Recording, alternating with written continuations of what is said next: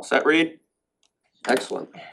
Well, 6 o'clock, so hello and welcome to the regularly scheduled Tuesday, November 15th, 2022 Selectmen's Meeting. We're going to start tonight off with the Pledge of Allegiance. I pledge allegiance to the flag of the United States of America and to the republic for which it stands, one nation, under God, indivisible, with liberty and justice for all. Thank you.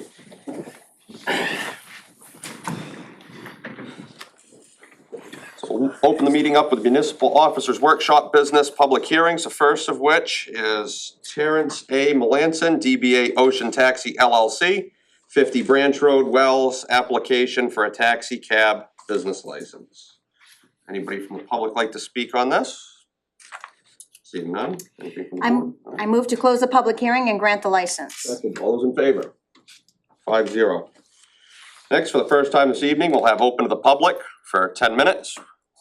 We ask that you come up if you want to speak to the podium, state your name, and try to keep it 2-3 minutes so everybody has a chance to speak.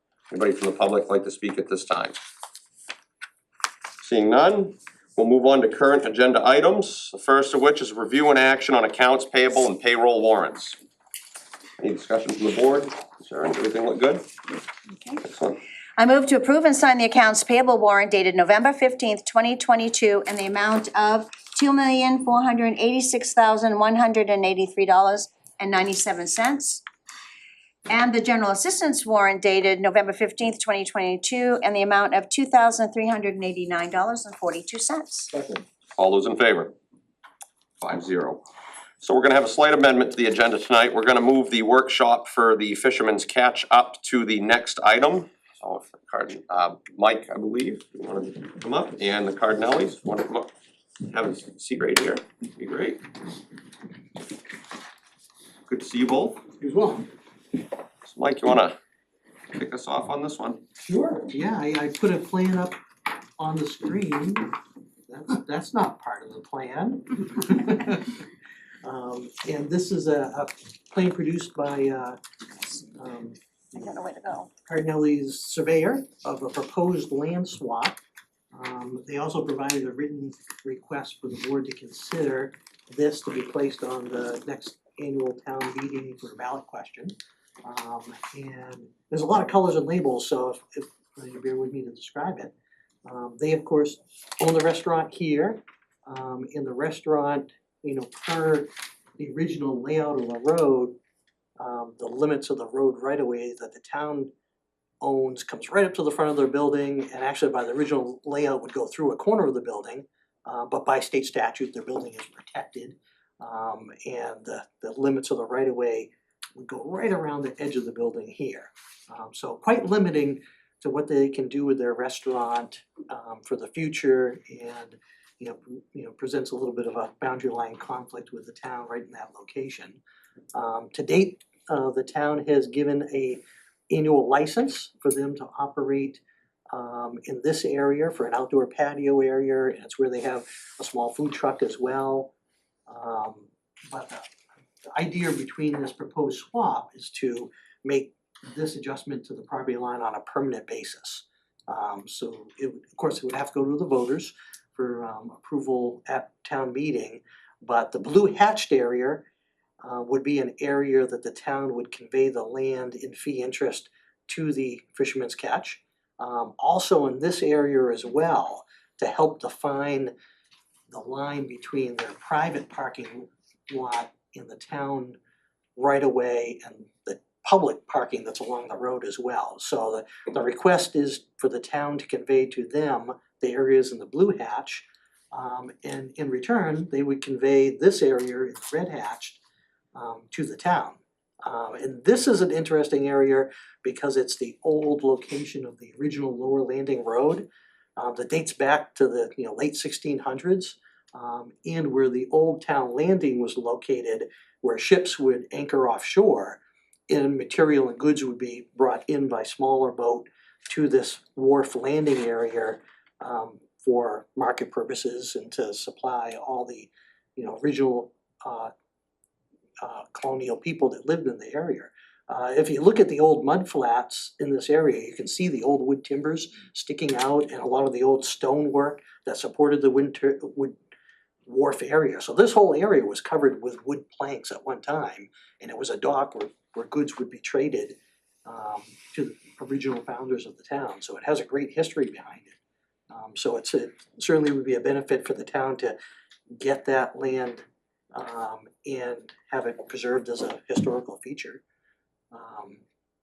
I think the proposal also includes an area to be leased to the restaurant in the front here, marked in red, because that's the parking directly in front of the restaurant that is in the town road and is legally town parking. Because Harbor Road is one of the few town roads that we allow public parking on both sides, up and down the whole town right away. But they would like to have that as a 99-year lease is what's being proposed for their more exclusive use, just for the restaurant in front. Did I miss? I'm sure I missed something in the description. No, I don't think you did.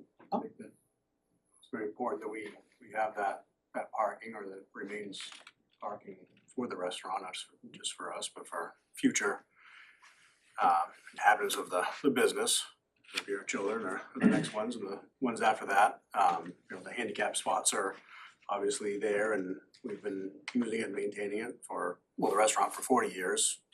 So we've been doing it for 18 years. I just think that's very important that that is included with this deal. We don't intend to be able to get it without a lease, but it's quite important to the success of the restaurant, have that parking. Because people used to be parking on this side of the road too before we put the walkway in, Yeah. right? Yeah. So that kind of took that, It did. Yeah. Yeah. So all the parking that is available now, and as Mike said, that Harbor Road allows parking now just on the north side, but any of that being taken away is a huge detriment.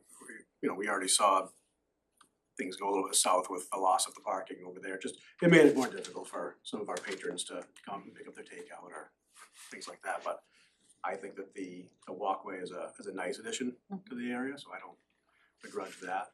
I did at first, I was very concerned about it, but after being able to go through a whole season with the effects, I think it worked out. But that only works out if the parking is allowed to remain.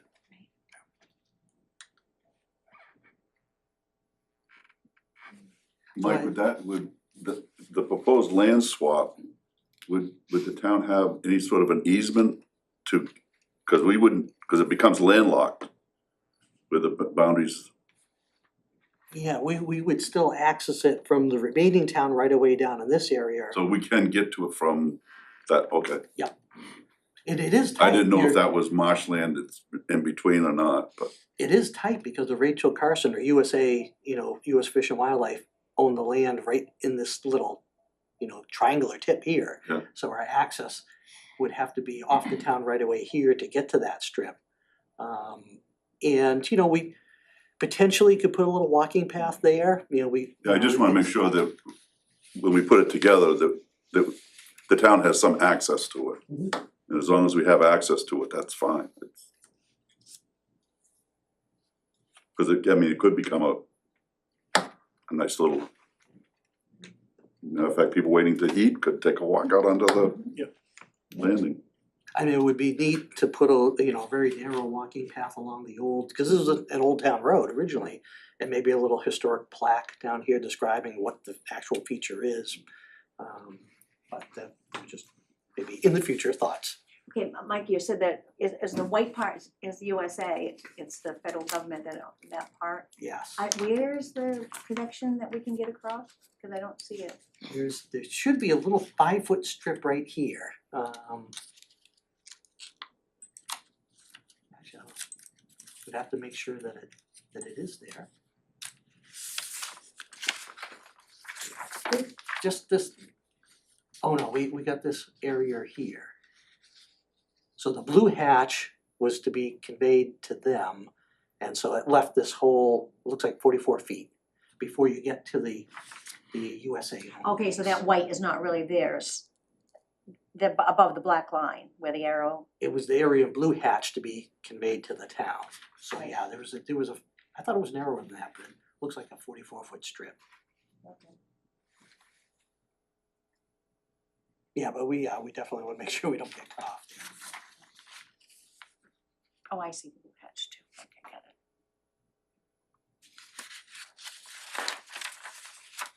And on this side, it really just helps define a limit between the private parking and public parking and where the right of way is. The right of way takes a strange dip, off the road quite a bit. There's quite a bit of distance between the pavement and where the right of way limit is that doesn't benefit the town in any way. So it'd be nice to clean that up and make that well defined. Anything else from the board? Looks good. So I think the idea of the workshop is to get direction from the board to, for the town attorney to start working with their attorney and take the next steps if it looks like a favorable thing that you wanna put on the June ballot. Yep, I'm in favor of it, Sounds good. yep, I think it's. No issue with it. Thank you. Perfect. Thank you both. Thank you. Thank you, Mike.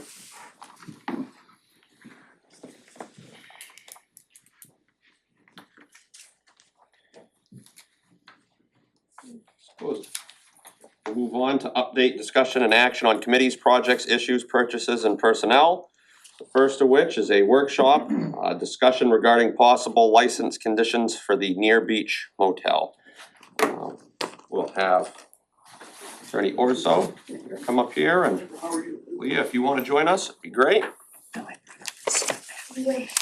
Why don't you come up over here?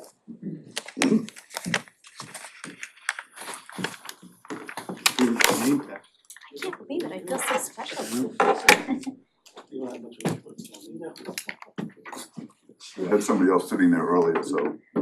we Were they wanted- also named Leah We Rachel? didn't know, That's a no. huge coincidence. a lawyer. It wasn't an attorney either. Good evening, how are you? Good, how about yourself? Very well, thank you. Good. So. Oh, we had some, I believe, Leah, you had some suggestions, and Yeah, why don't we start there? And sure. So, as we wrapped up our last meeting last week, I know that the board of, after the public hearing, the board had sort of discussed several possible conditions, that could be attached to whatever decision you end up coming to as a result of the suspension revocation proceedings. And to that end, I worked with Sandy Gay, who was advising the board, as well, circulating the proposed conditions. We had a draft beforehand, we wanted to be as efficient as possible. And so circulated them, Greg, or so you'd seen these as well, correct? Yeah, I got them yesterday, yes. Yeah, and also I believe the town manager circulated them to you, not for discussion purposes, but maybe last night, just so that you'd have them in advance to see if they accurately reflected what your the collective discussion. So these are really for just discussion purposes. I don't know, so you haven't not, okay, so you know what I'll do? I'm happy to just read them out for discussion purposes Did you and. email them to us? yeah, they're in the email, yeah. Okay, then I can look that up. That'd be good if you could read them out though, I Yeah, think. sure, happy to. And so you'll note that there'll be lots of language that says fill in this or X and Y, and that is because it's for your consideration. I will say that there's some information that Mr. Patel or Nair Beach needs to also provide. And I should say that there's one or two things that in reviewing and preparing for this evening were not included in the draft that was circulated, so I'll flag those as well.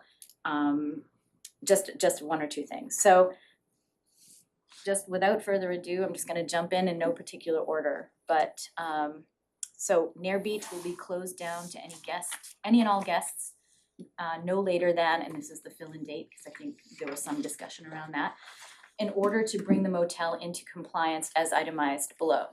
It shall not reopen until compliance has been determined to the satisfaction of the Code Enforcement Officer Jodine Adams and Fire Chief Mark Dupuy.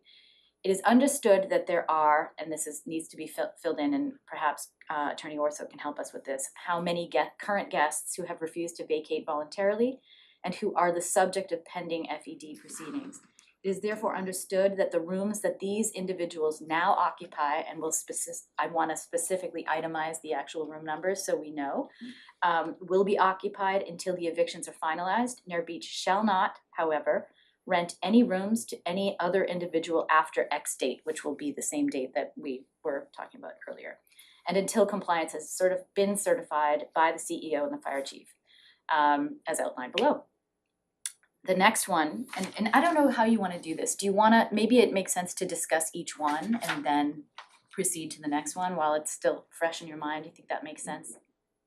So what the board wants to do, or do you wanna hear them all first and then? No, let's do No, let's do it each one at a time, and then we can hear them all together. Yep. So I think here is really just, the theme is about closing down, for a period of time, which will be determined.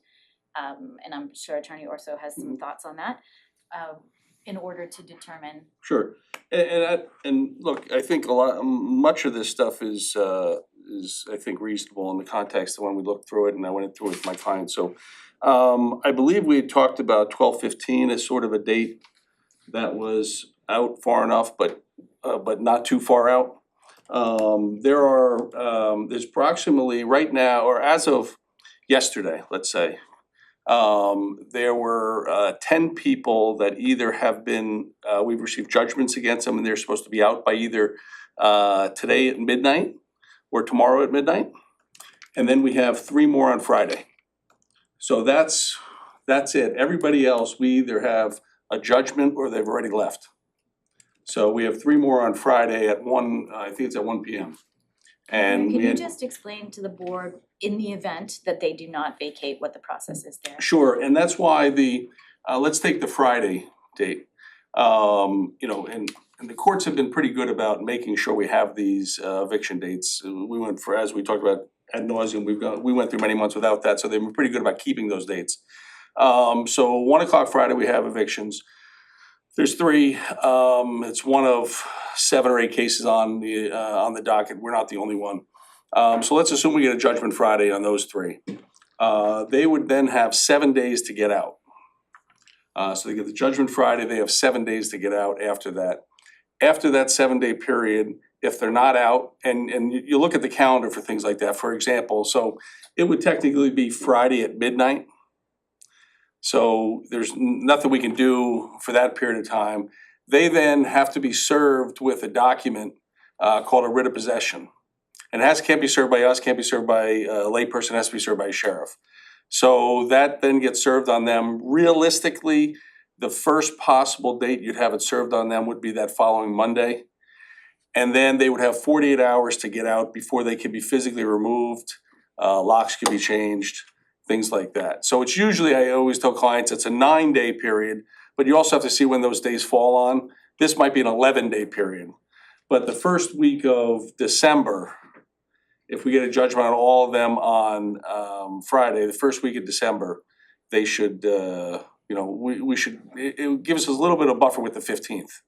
It's not trying to keep it any longer than necessary, but just because there are times where, there are times where we will get a writ of possession, we'll ask for it on Monday, and the York District Court's only open 3 days a week and sometimes 2. So all of a sudden now it's Friday, we get the writ back. And then we run it up to the sheriff's office in Alfred and they say, well, we're gonna start serving it Monday. And that's not their fault, it's just the way life happens. So sometimes there's just a lag period between them. But the typical process by law, it's 7 days after judgment. They then get, if they don't leave, and they're supposed to leave, after that, they're essentially considered a trespasser. But they have 48 hours after they're served with that writ of possession, and then they can be physically removed. Most, 98% of the evictions I've done in 26 years, which have been a lot, unfortunately, people get out. I mean, because the reality is, what do you do when they don't? And police are reluctant to get involved in that just because why would you want to? That's a civil matter really. And it's, even though it could be considered trespassing, which it could be civil trespass, criminal trespass, it's typically civil, so, but the police have been good about it, handling it and trying to work with tenants when that issue comes up. So that's why I said the 15th, because if there's a situation where somebody says to us, okay, they get served with the writ of possession, their 48 hours is up on December 7th, and they say, look, it's the weekend, we're gonna be out by the end of the weekend, and you don't have to have the sheriff down here or the Wells Police down here to, pull us out. Typically, we say, okay. I mean, it's just, I think everybody collectively, including the police that, give the input, and the sheriff's department, say, okay, give them to the 10th, and then just get them out. But I think that's why we're sort of using the 15th as being able to provide that time frame to make sure everybody's out and that there's no loose ends for purposes of that. But everybody other than those three on Friday, we have judgments already. And everybody is, so there will be no more people in there who we could call long-term tenants. That's right. After the judgments we already have, there's about 10 now. And it depends on, they're allowed to stay till midnight tonight or midnight tomorrow. There's a few that were for midnight tonight, few midnight tomorrow. I was talking to Bit2 on the way in, and he was telling me about this person left, this person's still there. So we'll just have to wait a couple days. But by Friday, I'll know, really what's happening, because those 2 days will have passed. And we'll know whether or not we gotta get rid of possessions for the people that are there. But I'll also know on Friday, the other three that will be, hopefully we get judgments then. And Greg, just further to this language, would you mind, and I know it's going to change, Yeah, it's sure. obviously, but just itemize the room numbers where these folks are? Absolutely. Thank you. Yeah, we'll get all that information for you. There's no other issues with that paragraph. And I the mean, obviously it's up to the board, but we don't have any. So they, we can ask. Yeah, absolutely, just free speak, yeah. The idea that you're not gonna rent to new people, so we discussed, is that part of this early part, that they're not, I know Mr. Patel had said that he has some. Current. Said, I asked if he could move it to his other, is that gonna happen, like, we're not renting to? No, the idea isn't that we're renting to anybody that doesn't currently have a reservation. And the hope is that we would move those people to another facility. To somewhere else than there. The ones that have a reservation. The ones that have a reservation. The evicting tenants, they're just staying there, and then we're just getting them out as. And I think maybe some clarification is required as to how late into the season those reservations go. Well, I know that they go, but I know that they go through Thanksgiving. Yeah. So I'm saying, just to say December 1st. Okay. I mean, right, there's probably not anybody past that, so December 1st. So December 1st for anyone that isn't gonna be evicted, That's right, okay? Current reservations. Yeah. yes. I didn't get the hope part, Excuse me? I wasn't hoping.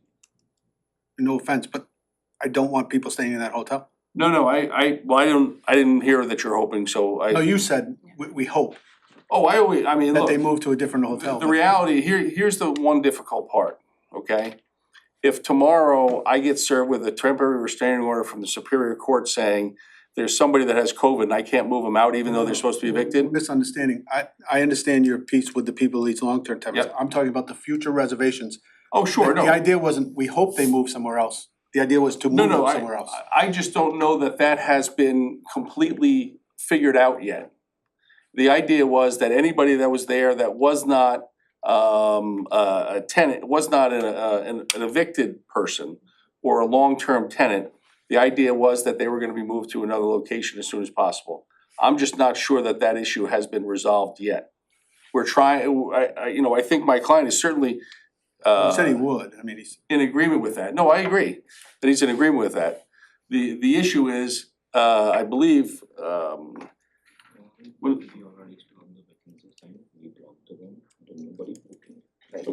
yeah, okay. Yeah, and that's what Bit2 said. There's obviously nobody booking in this hotel anymore. Anybody that has a reservation, we're attempting to get them to another location. While we're also, understanding that there's twice weekly, checks and all that stuff too. But we're talking about probably, a 3-week period for the tenant residents or people, tenant occupants. Mr. Chairman, can I just ask some clarification, just for drafting purposes? Sure. So what I think I heard was that for purposes of these evictions, right? So the first line of that first bullet is that Nair Beach will be closed down to any and all guests no later than December 15th, right? What I think, there seem to be other categories, right? Moving folks who have current reservations to a different hotel. What's the timeline for that? And I think you're saying it's now, immediately. I think we need some clarification on whether or not that has happened and how far out reservations are. Well, I think with December 1st, no reservations beyond that. So December 1st is so November 30th. No reservations past that. One of the difficulties you would have in this situation is that part of that is if the person who is making the reservation objects to that, that becomes an issue for my clients, obviously. So now what happens is they're subjecting to violating the law by not allowing them something that they paid for, bargained for, that they set up perhaps months ago. So going to the USA Inn or somewhere else doesn't necessarily fit into the plans of the people that wanna come to where they're staying with a bunch of other relatives.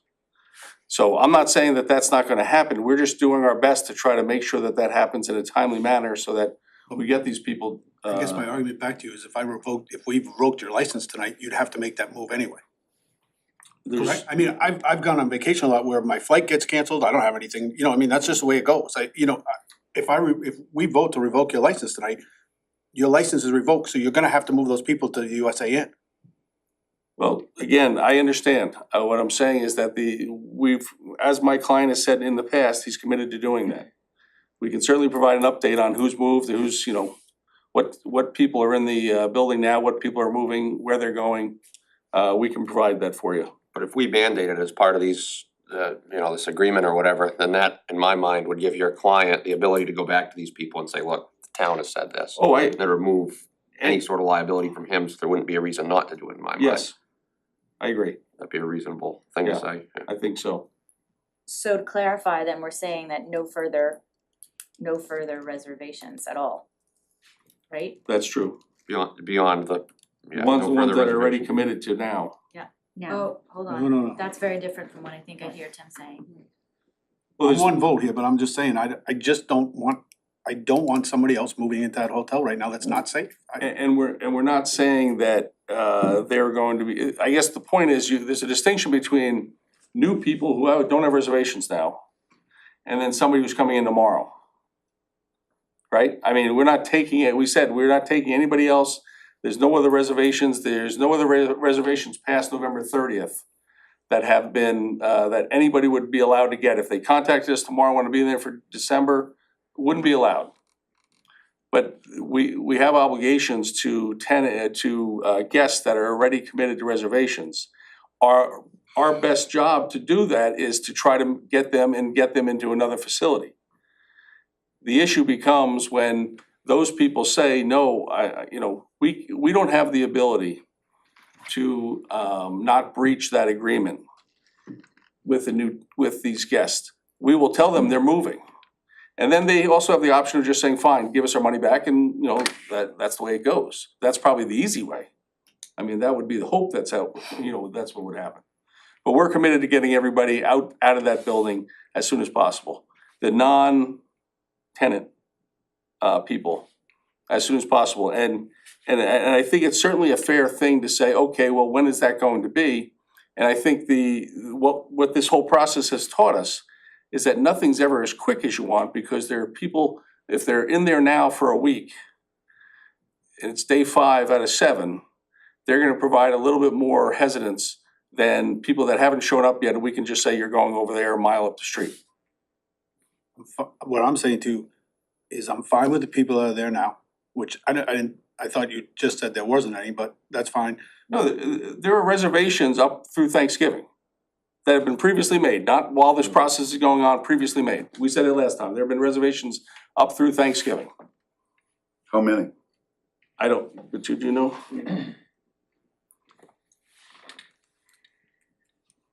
is your concern with the current transient guests that are on the property, moving them someplace else, or with the future reservations? Well, no future reservations. No, the future existing reservations. The future existing reservations is my concern. I think it would be very difficult to move the tenants that we're evicting now. And I'm not sure it's productive either because most of them have to be out by tomorrow anyway. No, I'm not talking about them, I'm talking about transient, regular guests that are in the hotel. Yeah, the ones with current reservations, for example, if there's a tenant in there that has a reservation from Saturday to Saturday, and it's Tuesday today, we're trying to move them out for the next 3 days into someplace else, when they've been there for 3 days, I think that's gonna be more of a problem than if somebody's coming in next Saturday, we can just say, hey, drive down the road. And then we'll take care of you down there. But how many, do you have There's a few, just a few. In the weekend under one, 10? Under 10. So less than 10 guests that are tenancy guests. And Through weekend what one time, I guess? mostly. What's the last date of Okay, occupancy? so you see the blue Yep, is a weekend only. so we're only talking about half a dozen, But and they're only weekends. Do you know how many are in there so right now? but that, Yeah. what you just said is the point. They're coming in. They're not there right now. I They're understand, coming for the that's- weekend, so no, they're not. So hold on a second, let me just find out. What is, tell me what explain what that's telling me. Right now, how many guests are in a hotel besides the people we're evicting? There's only 4 people, that's it, 4 people currently, currently, okay. not tenant. So there's 4 guests in the hotel that aren't eviction-related guests. And they're all leaving in the next 4 or 5 days? So if we precluded the 4, Right, I'm willing to include the 4, but no more. no Yeah. more, that's I it. I would agree with Tim, Yeah. preclude the 4, but no more after that. And we would like the room number. Are there any other conditions, I mean, what else, what other hotels is Polo and Wells? Not Wells, but we close both one. Okay, so we don't have any more hotels in Wells. So where would we, Seaview or Tommy Line. those are in Agunquit? Okay, and as far as we know, there are no conditions on those, those are still open? And they have vacancies? Okay, so they'd be going out of Wells, they'd be leaving Wells. They'd be going down to Agunquit. So I just wanna make sure that there are 4 that are there now. Yes. And they're gonna be, we're precluding them, we're saying when they're done, they're done. Yeah. And then no new ones coming in. And you're gonna give us the room numbers of the ones that are leaving? I open in the phone right now, I can't give it to the proper room number, I give it tomorrow. Yeah. Well, when you give us the room number for the eviction people. Yeah, we'll give it, we'll Yeah. give it to you in the next day or two. Because it might make sense to give it to you Friday, just so we can give it all the stuff at once, but we can give it to you. So If we have today's it tomorrow, we can, So by November 19th, everybody's out, November 19th. which is Saturday. And what do you have coming in this weekend? First what I do tomorrow, everybody is non-tenant out tomorrow, I try. Okay, as Bitu said, he's gonna try to get everybody out that's not a tenant tomorrow, Okay. and see if we can start getting them down there. This coming weekend, how many are registered, how many reservations do we have right now? 4. 4 this weekend. So do you think there's room in one of those other 2 hotels? Yeah. Okay. All right, so there's 4 coming in this weekend, there's 4 in there now, we're gonna work on getting these people out ASAP, even before the weekend. And we'll give you a report on that by Friday, Okay, Thank you. perfect. but nobody else is coming in. Okay, so just for drafting purposes, all current quote-unquote tenants that are part of this eviction situation will be out by December 15th, correct? Yes, Then we have 4 guests in a hotel who are currently staying. You'll provide room numbers and they will vacate by the 19th, is that right? is that Friday? That's Saturday. Okay, I think by Friday or Saturday. I move it, everybody's different. Okay, so by Friday at midnight, they'll be gone, And so- so and then that's nobody else is coming in. That would be the 18th. 11:59, do I hear it? No, oh, okay. PM. By November 18th, fine. Okay, aside from the 4 current transient guests, no new guests. No new guests. Okay. And the only outstanding question I had, if I may, is I know that there are long-term guests, we'll call them tenants, who are being evicted. But I think there are also long-term guests such as employees who have, I think under the chart, were there for quite some time. I'm assuming those are not being evicted, so can we talk about the status of those folks? Who's on there that's an employee? Is we have at the town permission is 43 units. My employee living in Okay. So the, there, is this the property that's apartments too? Okay, so this property has apartments, separate from the motel. Okay, and I think maybe the code officer can talk about whether they're authorized or not, I just wanna make sure that everything is wrapped into this and make. But the town authorized 43 rooms for guests. And there was one room occupied by an employee. Okay, which is number 44, Room number 44? occupied by an employee. And what's the status, where, you know, does this board and you contemplate what's happening to them throughout this Well, closure? presumably you'd have to, I mean, it would seem to me that if December 15th is a drop dead date for anybody being in there, you know, that person would have to be out too. Right? I mean, Because that's why just, be there? He's yeah, I mean, it's gonna be closed, so. So it is, I just wanna make sure Yeah. we're clear, okay. what about my apartment? Oh, you have an apartment there too? Yeah, I'm living in the office. Okay, so Bit2 lives on site too, and you live, you have an apartment off the office. And that's in the main building, the one with 17 in it? Yeah. Okay. And I think, I mean, my understanding, and this is one of I think probably the unknown items is there were 43 rooms and then there were apartments on site. That when he purchased it, they were apartments. And that's why the issue of, it was his understanding when he purchased it from the site plan was that it was told, it was on a site plan that he had 4 apartments too, or 3 apartments. Is this the house? Yeah, yeah, that they're, you know, that they were just sort of monthly tenancies that were unrelated to the hotel. It was just sort of part of the property. So I think that, I mean, that's something that we need to sort of ferret out and figure out what we're gonna do with that.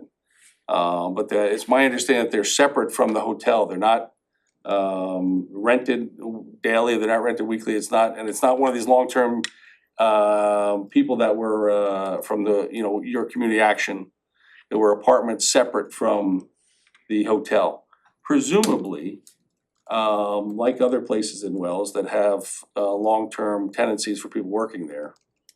Or just separate, it has nothing to do with the hotel, it's just a separate tenancy on the It's an property. apartment building. Yeah, an apartment building.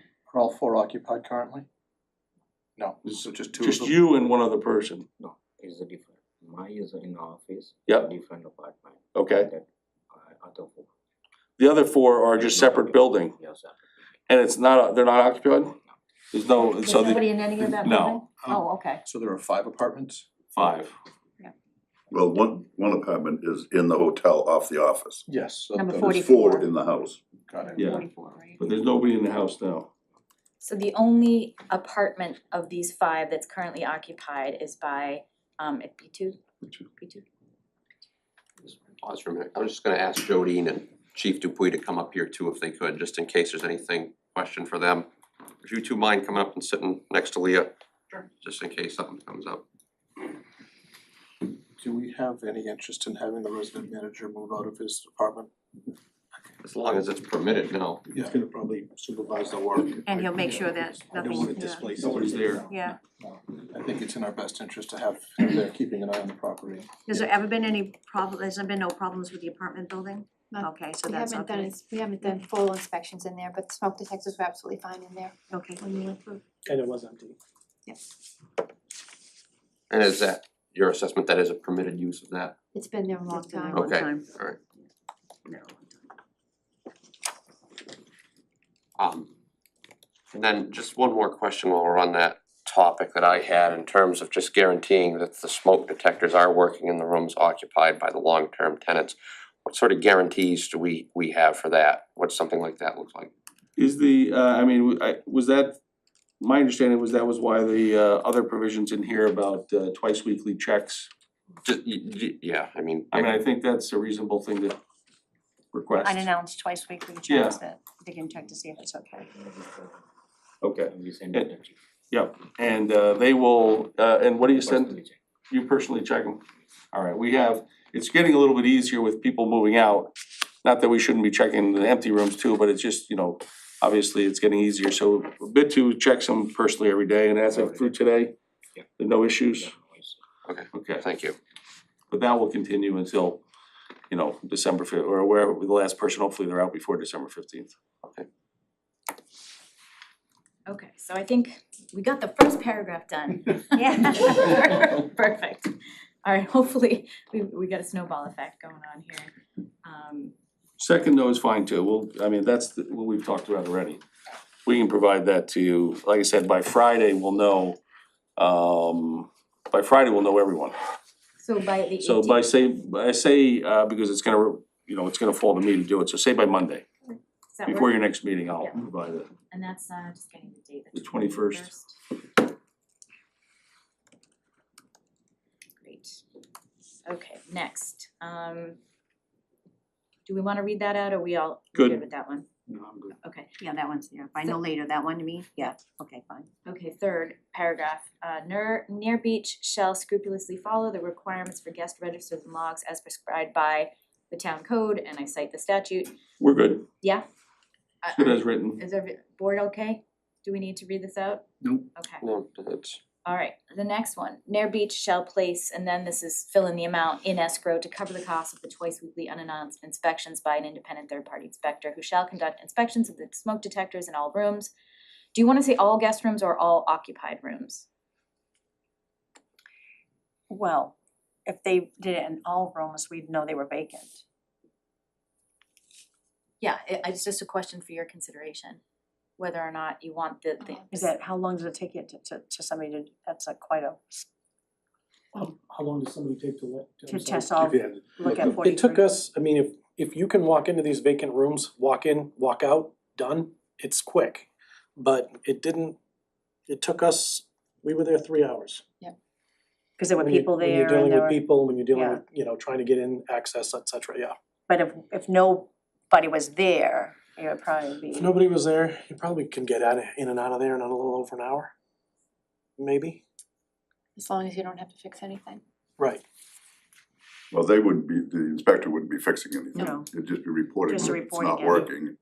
And I imagine that report Right. would go to the management as well as the town. Right, some of the things that held us up was obviously when something didn't work, we couldn't walk away. Yeah. So we had to put it in, so that would probably make it a lot quicker. So Probably, all. Well, I would say all.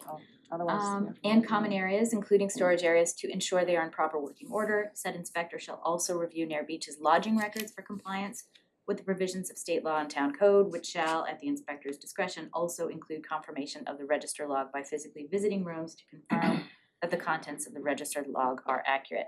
The third-party inspector shall provide a summary report of their findings to both the town CEO and Near Beach if the inspection determines that there are any deficiencies with the smoke and or carbon monoxide alarms. Near Beach shall rectify them immediately. All costs associated with the third-party inspector shall be borne by Near Beach. And this is new, Greg, just flagging this for you. And Near Beach shall replenish the escrow account in the amount of, in increments of whatever you choose upon request by the town. For the inspections. What would, I guess, Chief, what would be an estimate on what that would cost? we were talking, how much was he? It was $400 an inspection. And if he's there 3 hours or 2 hours or an hour, it's always the same amount. So $400 twice a week. Yep. And then what would be I guess the other thing that I was, that seemed, if we have someone that's an inspection, fire inspection expert, is that person also gonna be an expert in checking out a logbook and doing that? It just seems like it might be a different task if they're inspecting logbooks and going knocking door to door. And it might be that we have, I'd also not wanna have the $400 guy have to stick around for more time because he's checking logbooks. If we have somebody else that could potentially do that. If, that's only until everybody's out, right? Yeah, we're just talking the next month. Okay, all right. And it's twice a week though, so you know, you're talking $800 a week, so it's not. And then that's just on the inspections, that's not on the making sure Jim Smith gave me his, you know, ID and now I have the logbook. Right, so we were thinking that since he's gonna be there, regardless of the amount of time, we thought while he's there, he could do it, cause he's not charging you more for the length of time there, that you're there, so it's a one-time fee. Why not have him do it? I mean, you're gonna pay. And by he, who would do that? She has the name, And would that person do both? yes, I believe that was the intent. Yes, Same person would do both? yes. So the $400 covers the whole. Covers everything. Yep. And that'll be a written report back to the town and the. Who is that? His name is Carl Creechin, And Jody, you and that's told me not a about his final, that's not a final, credentials. right, that's not a final contract or anything. But he's a third-party inspector certified in the state of Maine. So did the board wanna fill in the blanks with respect to how much they wanna see in escrow? Well, how many Sounds like weeks? 4 weeks. 4 weeks? Exactly. Yeah, 3,200 bucks. 3,200? Well, you wouldn't have to replenish it then. No. No. How about 1,600 and then it gets another 1,600 once that's gone?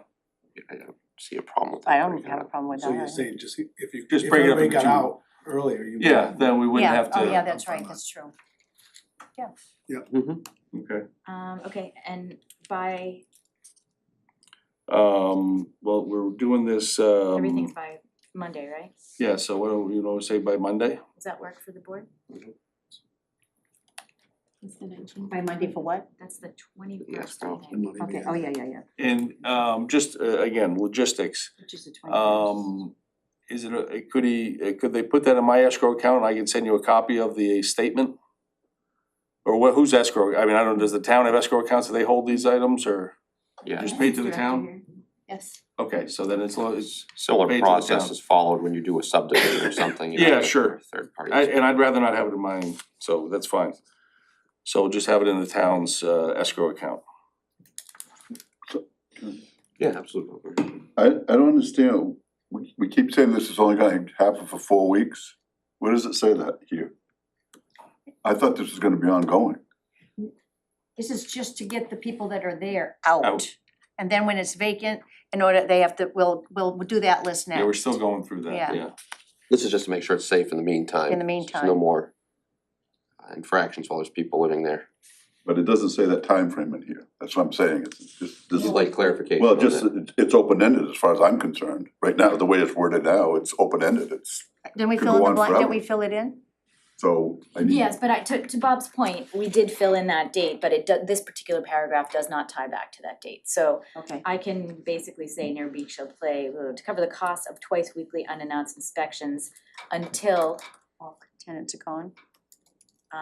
did we wanna say December, what was the date, 15th? 15. Or until All all tenants are, all- tenants are gone. occupants have vacated, yes. right, until it's. Vacated.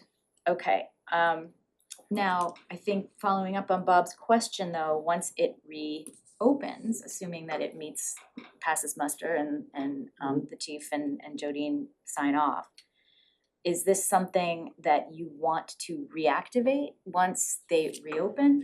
I don't have a timeline, I can't recall what you were saying when that was going to be and if it would be prior to the annual renewal where you'd be having these conversations again. Yeah, and I see what you're saying, but I think that's a separate, otherwise we're gonna start another list for, okay, once that's done, in order for you to get reopened and to continue to whatever, these are the things that, we can put it on that list. So The next paragraph, I mean, not the next paragraph, but that talks about something we've discussed already, but the next paragraph says shall not reopen and shall not rent any rooms to anyone until the following conditions are met. So it seemed to me that, and we're talking about a monitored alarm system, we're talking about a fire engineer, Yeah. reviewing the facility, so it seems to me that would fit into there. Right. And it would, I guess we can we'll talk about that when we get there, but I do have some questions about the alarm system, so. And can I ask though for clarification, and I agree, Greg, with your analysis there. Yeah.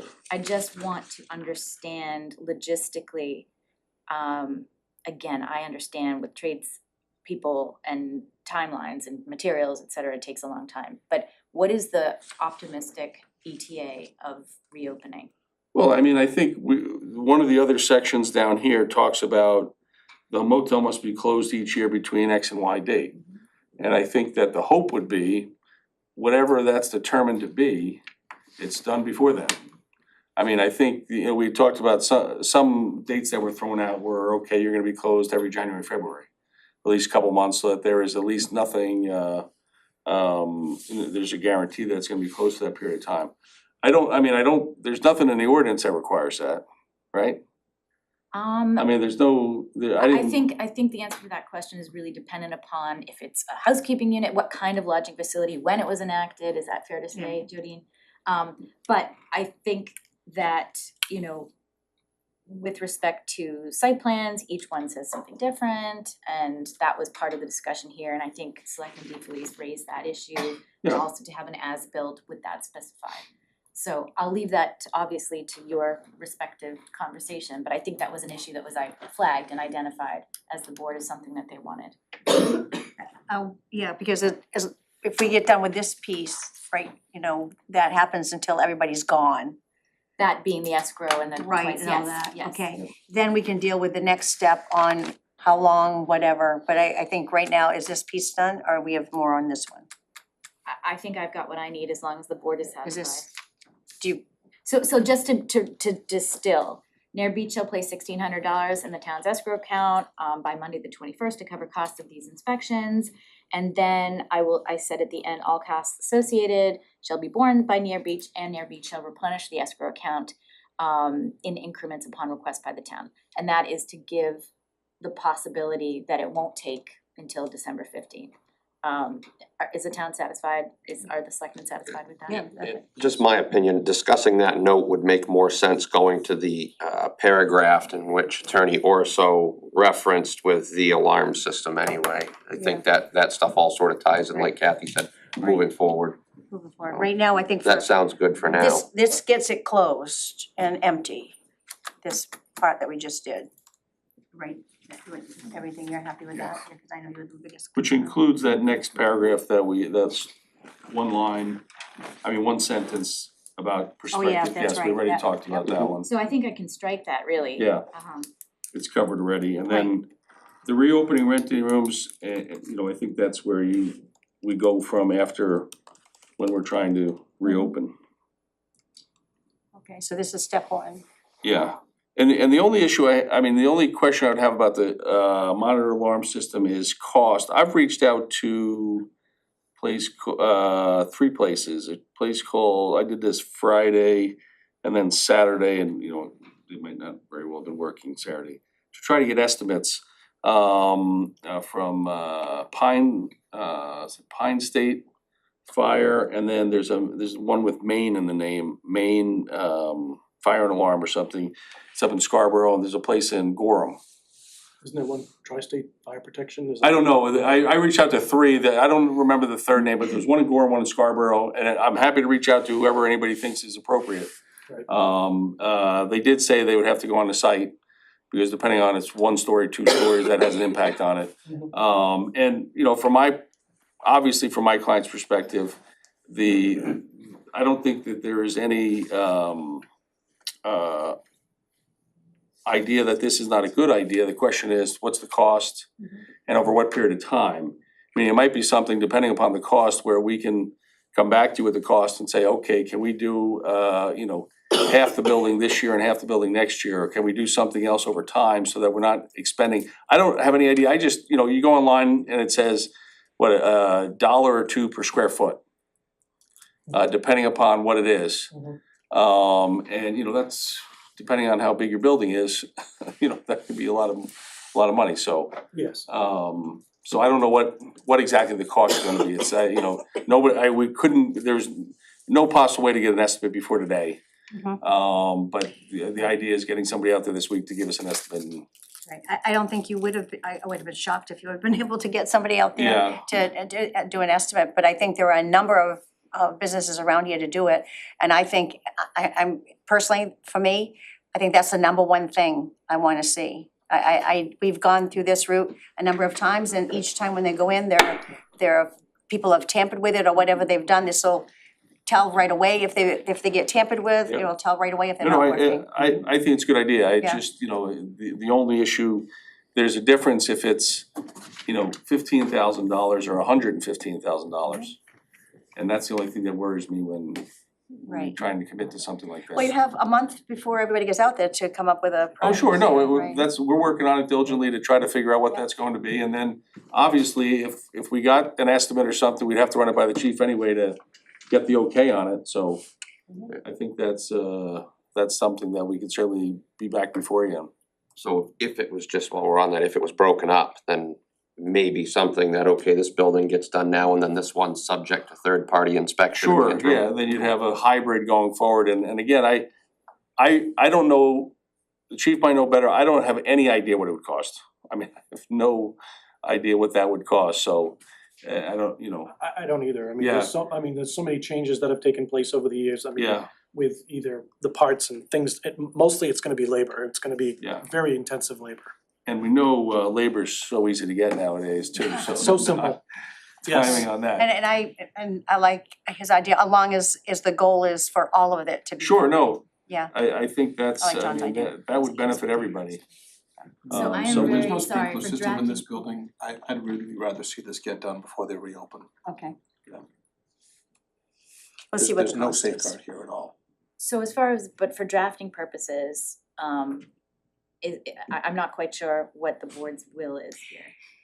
Well, I say for drafting purposes, the goal is to have that all having the monitored alarm system, and the question is, when it will be installed, I think to be, but you're saying you want it all, I would like to see it all done at once, but I think in all fairness, honestly, So I guess where my confusion arises is not that it all be done at the same time, but is it still your requirement that they do not open until they get that done. I guess I would just wanna leave open the possibility that we could come before you and provide a plan that would satisfy 3 members.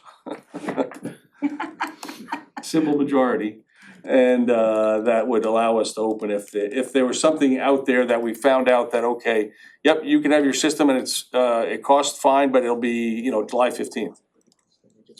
I mean, that's the other thing, if it's labor intensive, I just made an appointment to have my truck undercoated and it's March 10th. So, it doesn't seem like a huge thing, and they have businesses that's all they do, but it's still March 10th, So how about this? Near Beach shall not reopen, shall not rent any other rooms until the following steps. Installation of the monitored alarm, blah, blah, blah, and I just add this language. Unless the board subsequently determines otherwise upon further consideration. That's fine with me. Does that make sense? That makes sense, yeah. Then the next one was retaining that Good. qualified No fire. problem. We're good on that one? Yeah. The fire protection engineer, great. Bob has a question. Yeah, go ahead, Bob. Thanks. Can we back up to the big paragraph where we have the inspections? Is this the escrow, The one before paragraph? December 15th. I'm just wondering, I mean, we have in here the twice weekly unannounced inspections. Do we need to put anything in there that specifies that this person has unrestricted access to the property? I mean, I don't want him showing up and then somehow he's not allowed to go to certain places or. Sure. Yeah, I mean, I mean, not that I think it's gonna happen, to but the it's- extent that we can provide access, sure. I mean, if you have, the difficulty is, it would seem to me, the chief went in there with a few people and had a difficulty getting into one room. Now, hopefully that person might be out by the time this happens, because I think her date is today or tomorrow. I think having that language in there saying Well, shall have it, we certainly will not, doesn't mean that yeah, occupants will provide it. and I have no see problem what with you're saying. language that we will cooperate and, Well, the only room that they couldn't get in before was one that didn't have a key. Well, there was that one, And That's- originally they have trouble getting into one of them, But because, and she's out, already but been evicted. Well, We're just she's waiting for her, just waiting for her to get out. waiting for the train to arrive. Yeah. How about this? Said inspector shall have unrestricted access to the facility and Nair Beach management shall take all reasonable steps to accommodate all No of problem. this. Thank you. Good, thank you. Okay. Um, So I think returning to the can't reopen and can't rent any rooms Yeah. until the alarm system, with that additional language, also retain a fire engineer. We good with those? It sounds Yes. like Yep. we've agreed, yeah? Okay, so moving on to the motel must be closed each year between X and Y date. I mean, I raised issues before, but I don't really wanna require that, honestly. If they wanna agree to it, that's up to them, but for me personally, the whole intent is that it's not used as an apartment building, and if that can be honored in another way, I think that's the important part. To me, it would strictly be arbitrary to just say we're gonna make it close 2 months out of the year when it's never been required before. Well, of this property, but it's been required of plenty of properties in this town before. Right, but I mean, to me, That was it's- this, where they went, honestly, that was the original site plan on those. Right, but we don't have a record of the original site plan here, so now we're I don't doing think that, honestly, it was built in the sixties, it couldn't possibly, I would be shocked if it had a site plan on that, that was built a long time ago. Can let me just clarify that if I might. I think I heard Jodine, you testify that diligent search was made and it was not found, It was correct? not found, they were built, the last buildings were built in the eighties. Okay, Which and- would have required probably a site plan revision if one existed. Right. But maybe possibly back then they didn't even apply or they needed it, we don't know. And I think, can I ask also Greg a question? I think, did I hear you or your client say that there was a site plan, or when they purchased it, there was a The site? understanding was that there was a site plan. It wasn't provided at closing. I mean, when you're looking at a property, you're told that there's a site plan and everyone assumed that there was. And sometimes you like the property, you buy it, and then you're thinking, okay, well, we'll just go down to town hall and So locate it. you or- or your client has never seen a site plan No. or No, and they've Mr. searched. Patel's not here. Okay, Yeah, alright. and there's So based on that, You know, but we can put in conditions for reopening that would be similar to a site plan, the 28, you know, yeah, that they. I think it is tricky because Yeah. as you know, I think Greg had raised the issue that or somebody had raised the issue that it's not specifically required in the current ordinances, and I'm just looking at Jodine to confirm Which part? the must close within. Right, So- yeah, So right. that's not a requirement of the ordinance. However, I think that, you know, given the fact that you're not sitting as a planning board or the code enforcement office, you're sitting as the licensing body, that you know, I think there's pretty broad discretion to, what if we did something where you said this year it's gonna be this year we close January? And that's subject to review at your licensing in May. I mean, was it licensing in May or June? Probably be January and February this year because you'll be working on it. Well, my guess is Yeah. with the amount of work that's gonna be done, it could be March too. But I guess for purposes, and fine, how about January, February this year, and subject to that, the board will consider, if there are no issues, maybe allowing, opening for one of those months or something going forward. I don't Right. know if the Right. business plan is based upon 11 months of operation, but I'm assuming that it isn't. But at least for this year, for 2023, January, February will be closed. And then moving forward, that's something that obviously we can ask the board to Right, consider. I think it's more important that we limit it to the knowledge that no more than 28 days would be, you know, Sure, I mean, that is, I mean- and reinstate what we consider, what our definition Yeah. of a transient. well, we have no problem agreeing to that language. I don't know, Jody, that's not in the ordinance either, Which part? the 28 days. The 28 days was part of the ordinance around the time period that they probably did this last building. Sure, it's not now though. No, So that's what I'm saying, is the 28 days isn't even part of the ordinance, but Part of the licensing though. we're Part of we the have no issue licensing, with that, right. 28 days, it's not our intent, we don't want any part of tenants. So guests. The only way we can guarantee that we're not right back in the same spot again is if the property is required to be shut down at a certain point in time. Because we could be doing this whole thing again next year. Sure, and that's why I suggest. The 28-day rule is, I mean, look at how much time they've had to spend trying to whittle down registration forms and everything else to figure out who's where, who's been there for so long.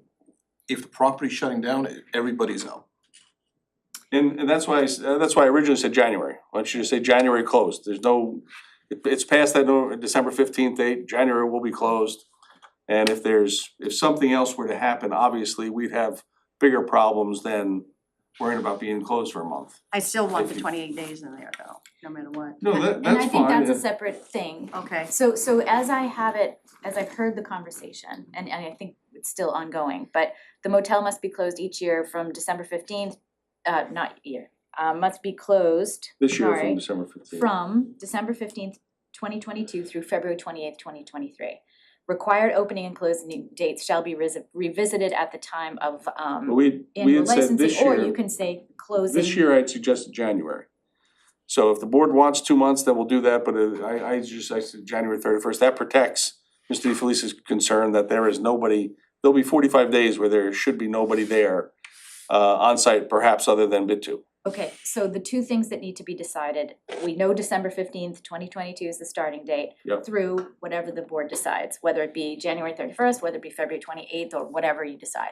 But then the second piece is unresolved, whether or not required opening and closing dates shall be revisited at the annual licensing hearing, or if right here, right now, you wanna say it shall be closed every year for X period of time, or January, or I think we can revisit that Yeah, during licensing time. I don't think that, well, I don't know, we'll see where that goes when right, because, licensing comes up, but if Right. they're agreeing right now, right, that, I mean, to me, right. But it has, if we say it has to be closed from January, I mean, from December 15th through February, that would be the time, unless not all the requirements have been met, you know, Sure, I mean, I Yeah. think, it's sort of two things. yeah, Irrespective of the fire piece, right, we would be, so we could have the fire piece, no, not gonna happen, but if the fire piece was done January 1st, we'd still be closed January. I guess that's what I was suggesting, that would be something that would still be closed. Now, if the fire piece or whatever the conditions aren't done by February, by March 15th, we're gonna be open March 15th either. that's right.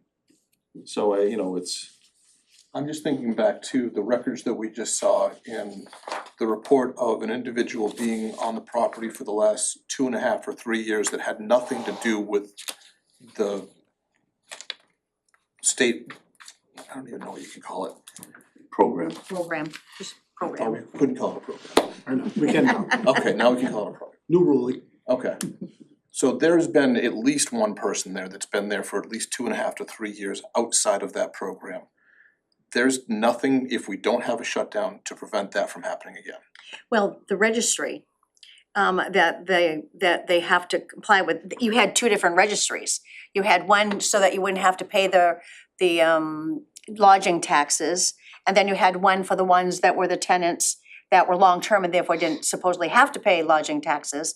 And that part shouldn't even exist anymore. So you're only having one, so all the everybody in that building should be under one registration, no exceptions. yeah, we agreed, Right, I mean, there's a right, I provision in know, that but says I that. mean, that would be one of the other things that we could check. I don't think the idea is getting kiboshed right now. I certainly can appreciate what you're saying and, I appreciate you explaining it. We have to revisit this license Yeah. in April or May anyway, and there's a broader conversation, just where I'm looking right now around lodging in particular. We may have suggestions that might be, Hopefully we'll have a new lodging application. yeah, new lodging application. There may be things that Definitely. we do in the meantime that get Right. applied to the entire lodging industry that may capture some of this stuff to begin with. So I just think, my opinion is, we seem to have an agreement now on this moving forward until the renewal, and Yep. we move forward, and if at the renewal, we say, well, we'd like to carry that on every year, then we have every right to add that as a caveat to their license and move forward. can I ask them what the drop dead date is? Is it January 30th or February 28th? On this one, this round, right now, 28th, February 28th. February 28th. And It's do not we a wanna leap say year. unless all requirements herein have been met, or just straight up, it's closed through February? Well, I think this first year was January, February. As we said, through And that's February. irrespective of the fire. I'm hearing two different things. You're saying through January, I think I hear you. No, I saying said through January and February. No, February. January, Yeah, January February. and February. And February. Yes. Yeah, yeah. Okay, so it's December 15th through For Fair- 2023, yes, Correct. yes. And then required opening and closing of gates shall be revisited during the annual license renewal. Yes. Okay. What about, this is new, Greg, it was a topic of conversation, but I had forgotten to add it in. Nearbeek shall provide an as-built plan that would require that would include the required yearly closure dates, but there, at this point, there aren't Yeah, any. no. So the question is whether or not the select board would like to have an as-built plan provided. I mean, I think it'd be nice for the town to have something on record, just showing the layout of the building, so, or, you know, emergency I mean, services. yeah, and I don't think it code needs to be Doesn't it have to be Yeah, like a site plan, Yeah. just a Site plan. as-built showing where the the rooms are? office, the Right, apartment off- off the office, the apartment and then the rooms. Okay, Yeah, and just so sort of there's a- no, I mean, clarity benefits everyone, Mm. right? So we're not looking, are we looking for setback, we're not looking for a surveyed or engineer plan, who would create such a plan? Is it, I mean, I'm not being facetious, but is it like, put it on a napkin and submit it, or No. Mike, does what there do you need to be a think? professional, or? We got a town Yeah. engineer right here, let's ask him. Yeah, I would definitely recommend the boundary survey being done by a licensed professional surveyor. As-built condition, I think in existing conditions, boundary survey would be the term I would use and recommend. And that way you get the boundary completed, meets and bounds are there, the buildings are there. We could recommend adding notes as far as what is in each building and what's their grandfathered and the status. That will be a costly item and take time to do. Mike, Most of would the the- surveyors we deal with are out 4 to 6 We don't need, months. yeah. And you're probably looking at anywhere from $10,000 to $15,000 for that to get done. I'm not sure why we'd need, Yes. I'm more concerned safety wise, so we know Yeah, where we- everything is, so I'm not sure why we need the Survey. boundary survey. We have the property tax, I mean, there are something, you know what I mean, that gives you kind of, and there must be boundary markers around when you bought it, you must have some kind of a sketch on the survey. Yeah, I'm sure that they do. You know, They but do. mostly it's the layout of the buildings, where the entrances and exits are, you know, where the smoke detectors, you know, Sure. so that's what I would think, am I not saying that right? I don't Yeah, I know. mean, I think it's just more important to understand that there's an office Yeah. with an apartment. Yeah, There's an apartment that is for employee, and then there's 43 guest rooms, and and where, then there's an apartment building With that sits someplace And else. perhaps maybe we can put Which also. we don't license the apartment buildings, so. Get that out to bid so you know what you're getting and you give the approval on that. Yeah, So, because the time, like Mike said, the timing, just thinking about getting people to do the work. If that was the only remaining item, I wouldn't want that to hold up our opening in March, if possible, if everything else was done. And we get a certified approval and everything else. If we're told that, look, we're not gonna do it till the snow's done, or it's, you know, we'll have it done in a few months. So I think, you know, we're happy to do that, we'll do an as-built plan, and we could just further define that with an expert, as opposed to having a full boundary survey and everything else. I mean, yeah, and I wouldn't necessarily wanna hold your reopening date to No. that, I would just think that would be nice to have as a matter of record for Sure. everybody. Moving forward. right, and I think understand both that of probably them are good for the relicensing town. would Yeah. have, Yeah, would no, we'd want want that. that, I mean, Yeah. it makes sense to have the owner Right. have something. Yeah, and too. maybe, I don't know, maybe work with Jodine and Mike just Yeah. to figure out what that looks like. Because, you know, for instance, if somebody were to call for help and they were handicapped and couldn't communicate well, and then when somebody got there, they really weren't sure where their room was, and there was no key, and they had to kick the door in type of thing. Sure. I mean, if that happened, we'd like Be to nice to prevent have it, that, yeah. Like from happening again. So I think, you know, my nerdy lawyer person is thinking, no definition of as-built invites lots of dispute and back and forth. But we're not gonna figure it out tonight, clearly. So would everybody be comfortable with an as-built plan no later than, do we wanna say the renewal time, or do we wanna put an Right, outside cause date it's on a it? sketch, it's a sketch and layout to scale of the building as it sits on the earth. I mean, how difficult is, Or Within the next year, I don't think we need to hold up their reopening. Yeah, I mean, I don't yeah, think we need to put a Time. specific timeframe we, on I it. would say I think we the wanna have an expectation, outside yes, date. But I would For say, the renewal. 2023. I mean, No, by the time of The renewal, the license You think so? renewal, yeah, I mean, you can, anybody, really, seriously? What is that, You can May? get that from people. April and May, that's April and May. feasible. If there's an issue with that, we'll come back to you and say, hey, look, we have this is ready to go, we paid for it. Isn't the They're backed actual up till- renewal date's June? I believe so. The actual renewal date's June. June, yeah, the hearings are in The April. yeah, the application, but But we don't hear until, it's June, usually do it right? in May. Mike seemed to think that those folks are gonna be a little bit further than that out, is that what I Especially heard? coming in the winter, once you get snow on the ground to do the field work, to get a survey done. That's why I was using We 4 don't to want a 6 survey. months, and I think that's a reasonable timeframe No, for but still, if you're gonna do the it as surveying one industry thing, out there still to get need something to done. contract those services, she's talking about general. Yeah, If you're talking about it, an So engineer does something like this. why don't we just leave it with the annual renewal? And if Okay. there's an issue, we'll come back to you and say, hey, can we have another month because we were told that they backed up. And can we say that the contents of the as-built will be determined in conjunction with the code Sure. enforcement and Yes, just say, can we just leave it up to code and planning on that, to work with them on that? Right, but we weren't requiring a survey of the property. They need. I think that's expensive. It's what I would recommend. I know that you would like, I know that. I'm not in But the I'm gonna business believe, I'm anymore, gonna but- believe the tax assessor and what her dimensions are. Good job. is there a Knox box on your property? Is there a Knox box on your property? There is not. There's Oh, not. there should be, The definitely. Knox box is typically for fire alarm systems, so when they get the fire alarm system, the Knox box would be part of it. Okay, Okay, I'm not Well, sure what a Knox box is. A Knox box is a lock box that if we were to ever go there for a You can fire just alarm go right there. activation, we can go in without having to break something. Makes sense. like the door being kicked in, like. Correct. Yeah, right, Just hey, like yeah, that. just like that. Alright, we're coming down the home stretch. No guest may occupy near beach, whether one room or multiple rooms for a period of more than, and this is a lot of numbers, but there's a logic to it, so I'll explain that. No guest may occupy near beach, whether one room or multiple rooms for a period of more than 28 days in any 40-day period. Additionally, once a guest has maximized a stay of 28 days within any 40-day period, said guest may not return for a period of 90 days, and that was Selectman McLeod had Right, he had pointed that out.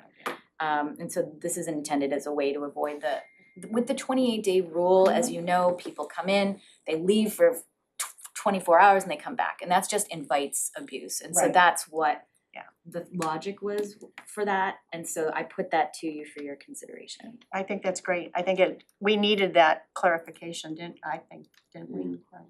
And Attorney Arso, do you have any comments on that? Yeah, I mean, I guess I don't know enough about, I guess I don't understand the downside if I came up here, if I worked up here 6 months out of the year, and I worked up here every other month and down in South Carolina every other month. I've had a few clients over the years that do that, they alternate months.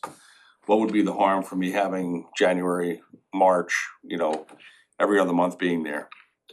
I mean, Because if you could carve specific you know this, you're an attorney, if you can carve specific situations out, fine, but you can't do that because it just invites you for Oh, discrimination no, case. I get that, I mean, I guess the only issue is and that's why I asked before, 28, the number 28 is only once in your ordinance. And it's talking about cottages. So it's not, I mean, this is sort of an artificial number we've created. Except Right. it's in a license. I think. It's on the when license. does Oh, I it- understand it's on the license, but that's an artificial number that was created, How long for lodging? When do you, 90 days. when you have to stop paying? Yeah, so I wanna be clear, is that the 90-day the definition of transient accommodations, or transient, I think, is 90 days. But that is not in the licensing statute, provision, chapter of the code, that's in the land use provision. And so, if we're splitting hairs, chapter 150 doesn't mention transient accommodations or define it as 90 days at all. But it makes sense to interpret the town's various ordinances to dovetail and to work together, right? Right. So that's where that comes from. Right, but I mean, if you're paying, the difference between paying the lodging tax and not paying the lodging tax, how long do you have to stay to not pay the lodging tax? I have absolutely no idea. Because that's what you based your registry on. I think maybe they're just not paying, I don't know what the facts are, I'll defer to Greg on that. Well, the difficulty is that was just with the tenants piece. Is that you don't, Right, through you the don't deal pay, with the right. York Community Action, you're not paying that tax. Well, I That's somebody think, else's. I think our above my chief pay grade. concern in trying to get all this Yeah. with that. And we're not so- objecting to that, well, the 28 days is fine, it's part of the licensing, I'm just saying, I just don't, when I was trying to figure out why. Sometimes clients ask that, and I just looked in the ordinance, and the only thing I saw for 28 days was cottage, I think, it was under, so. Zoning, I mean, it's just so our density, with Sure. a single family dwelling or an apartment building, you have to have a certain degree of density. These buildings and structures did not conform to that, thus they didn't meet current zoning and Yep. it could pose a potential I think it's harm on reasonable. our services, so. Particularly with the history, it's reasonable, I'm not, So- Who's gonna figure this out? What- So they've got a contractor that comes and stays Monday through Friday, and they're there for 2 months. Well, now they're well over your 28-day rule. This person isn't trying to subvert anything, they're just in the area doing work. But now we violated the ordinance or our agreement. Instead of all this, we have them closed down for 30 days or 2 months. It guarantees that there's nobody living on the property, and we're not going through calculus to figure out who's where and what they're doing. It guarantees, this is the same concept that was used when the seasonal cottages were put in. They said, just go ahead, stay in there all summer long, we don't care, the property's gonna close down, and we know that there's not gonna be any problems here. This is the argument. Except that was the whole reason behind the condo hotels and motels when we originally did them, when they tried to build the hotels and then try to get people to live in them, because there was no one had ever done that before, and they were selling the individual units. And that's when it came to Wells, so they shut them down for January and February because they could shut all the water and everything off. And that was fine at first, but over a period of years, there's always that one hotel first and says, well, gee, you know, people wanna come up here in January and February, why don't we switch it to this? I'm saying we need to have I think that we need to have the 28 definition, the 90 days, whatever, and then if there's any exceptions to that, then you come and talk to code enforcement or whatever to see if you can get an exception. But I think, you know, and we can still close it down if they want, but I can tell you right now, everyone, it was so easy to be able to keep track of all those condos and all those cottages, those hotel condo things. Yep. Because they were closed in January and February, but the minute that one person said, well, what if we stayed 29 days and stayed out 5 and then went back, you know, that type of thing. So then the whole thing, now we've got 28 or 29 different categories of changes, so. I mean, I can see what Selectman DeFelice is saying in the sense that if you have a project that's going on and a Chinbro brings in a crew and they're doing something, maybe they're even doing a town project. And they need to work a crew there 5 days a week and they go home on weekends, I mean, that becomes an issue, but I mean, that's something we could address if that were to happen. Right, I just say We that. can try to be But I think flexible with that's that. the way that Leah wrote it is at least it's pretty clear that there's something in writing in our agreement that we can fall back on and look in case something else like this happened again. Right now, but there's nothing. You heard it, there are all these different numbers and we don't have it, but I think if we have it in writing in a requirement, then it becomes part of the license ordinance. I wanna leave it, and actually, I'm even concerned about allowing for exceptions, because again, exceptions mean discrimination. You can't have exceptions. I would It has to say, be carte blanche. right. And I mean, if that specific situation is contemplated, there's single family dwellings in town to rent and they could rent there. Right. I'm in favor of leaving it in. And I'll just say, you know, for the purposes of this, all we are doing here, the 4 corners are this proceeding, this applicant. When it comes to any revisions to licensing ordinance, that's, you know, we have this draft language, it may be dropped right in. Right. My understanding is that you have a lodging committee, they perhaps might consider Well, I'm these talking things. about just this one Yeah, right now. yeah, I mean, but again, this opened up a whole can of It does, worms, I it think, does. so. which is part of the problem that Right. we're all facing. Right. Well, that's why you also have the question of why, and you look at the ordinance. Because you do want everybody to be, you know, treated similarly, right? I mean, that's what, you know, whenever you're representing one person, it is always, oh, are they not? And I'm not saying this is the case, but it's just the comment of, well, is this happening all over town? Is everybody in town also gonna be bound by this 28 days? You know, and that's why I brought up the issue of the ordinance, because I wasn't aware of whether or not it was in there. Yep. So we're fine with that, and the last paragraph, obviously, we're good. What's the last part? Oh, you lost Should it be it. determined Air Beach has failed to meet any of the foregoing conditions, then the board reserves the right to refuse to renew their lodging license come the annual renewal process. And any failure shall also serve the grounds for the board to initiate revocation proceedings. Okay. Okay, so I think, you know, I know you have other agenda items. know. What, I think it's not, you know, practical for me to in real time change these, but what I would suggest, and I am looking to Greg, to weigh in and hopefully agree, that the best thing for me to do is to go back home tonight, incorporate these things.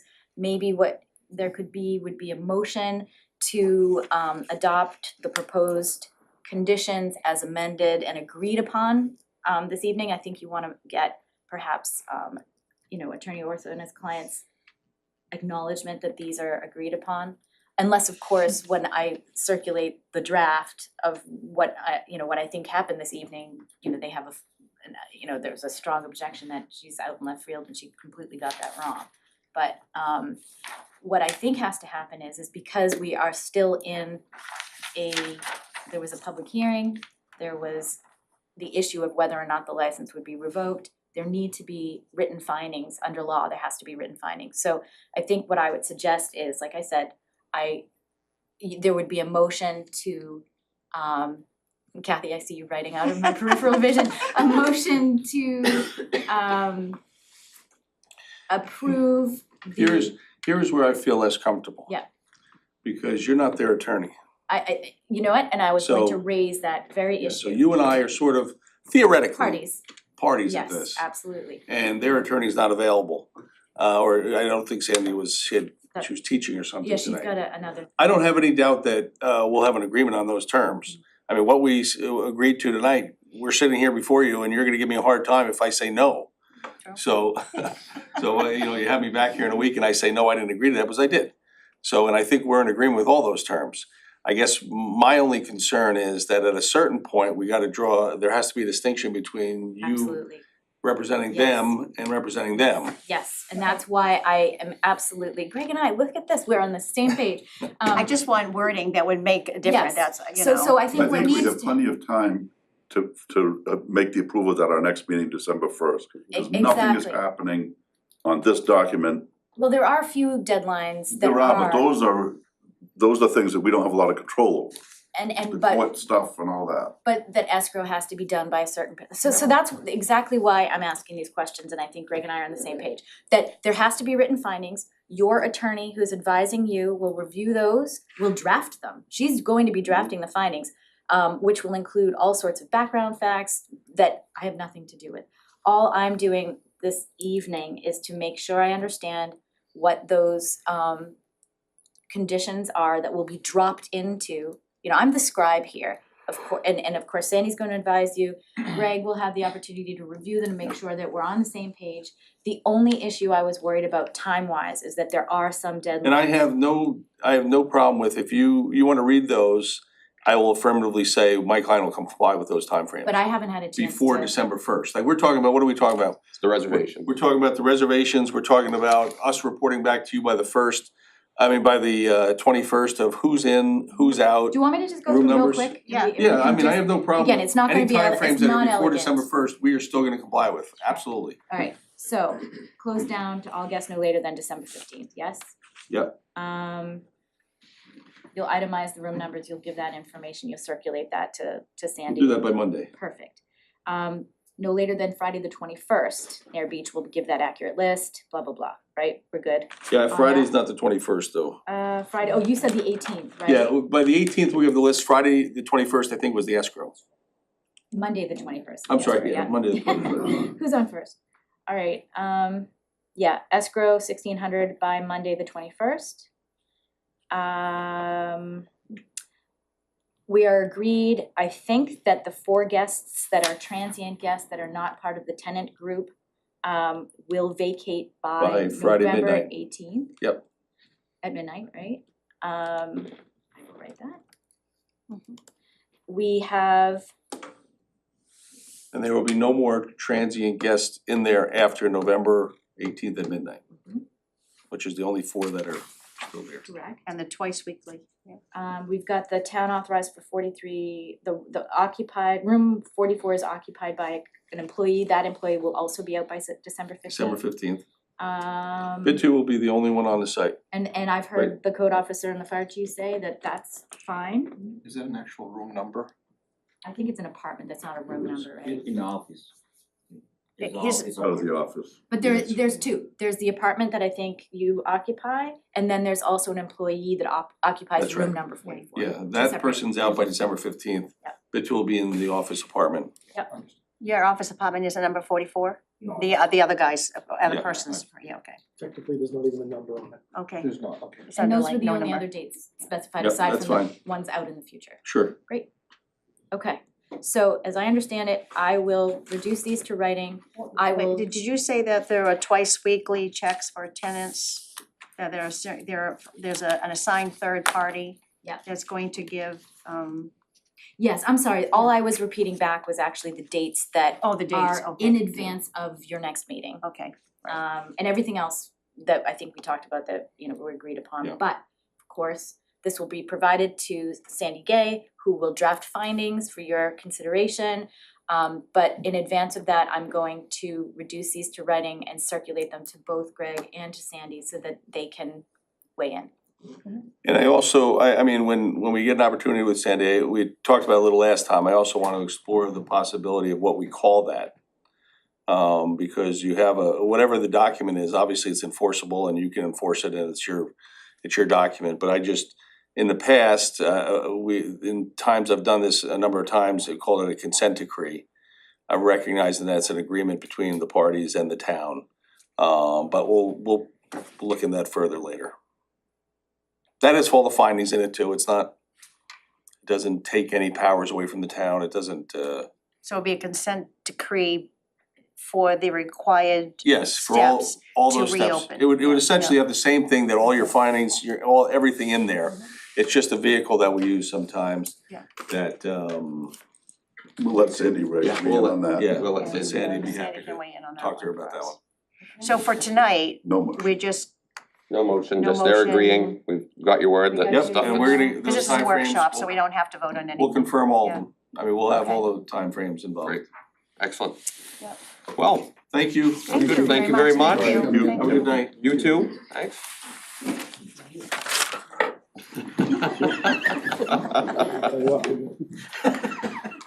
Can I still warm the seat? I think we have the marijuana Yes. workshop. Okay. Yes. All right, excellent. Well, moving on then. Okay, where am I? Next, we have the approval of non-union wage adjustments. Hey, order. Get these two, you gotta separate these two. I think she said I complained the most. There's way too much commiserating going on over there. And then you had the strongest feelings about that. So, Mike, you wanna just kick us off on a little brief for the public, or? Yeah, I can try. I would actually ask if Betsy's not here, who's here? Jody, can you do it? I think Jody's been intimately involved in it for weeks, if not longer. Oh, yeah, okay, great. So good evening.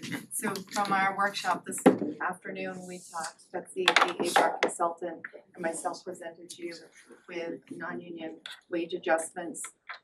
In the budget, there's $30,000 to use for those adjustments.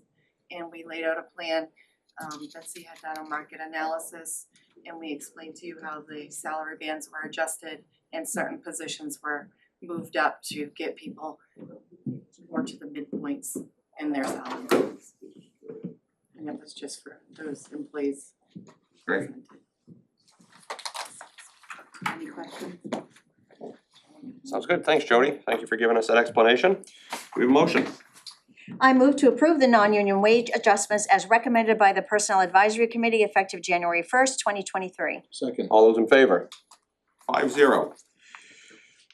Next, we have discussion and action to approve quitclaim deeds for the following property that had a foreclosure date of March 16th, 2022. The 60-day buyback period for the property ended May 16th, 2022.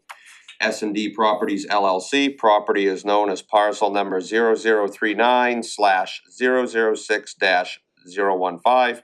Payment was received to pay FY20 on October 28th, 2022.